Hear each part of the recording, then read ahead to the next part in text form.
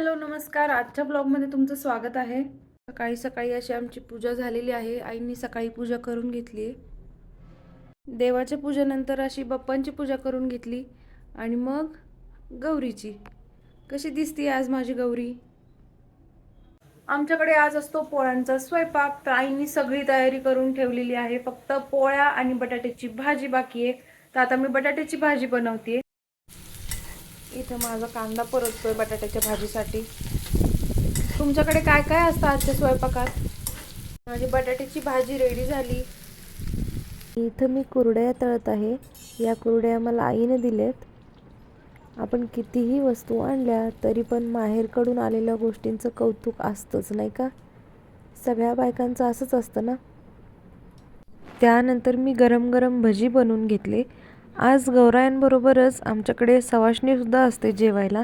त्याच्यामुळं आम्हाला स्वयंपाकाची सकाळी सकाळीच खूप छान तयारी करावी लागते. तुमच्याकडे तुम्ही काय काय करता मला नक्की कमेंट करून सांगा. इथं माझे भजीसुद्धा रेडी झालेले आहेत. आणि इथं माझा फ्रेंडही गुड मॉर्निंग करायला आलेला आहे. आणि मी असा नैवेद्य मस्तपैकी भरून देवीला दाखवला आहे.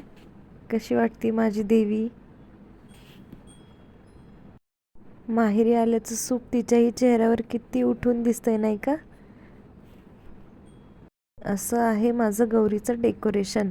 आणि आज आहे आमच्याकडे हळदी कुंकू. तर मी हळदी कुंकूसाठी अशी मस्त रेडी झालेली आहे.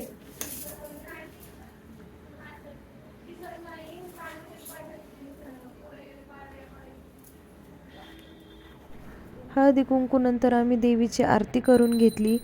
आमच्याकडे दुसऱ्या दिवशी दोरे घेण्याची पद्धत आहे. दोरे घेऊन गौरींचं विसर्जन होतं. तुमच्याकडे काय काय करतात? तुम्हाला माझा ब्लॉग कसा वाटला मला नक्की सांगा. भेटू नेक्स्ट ब्लॉगमध्ये.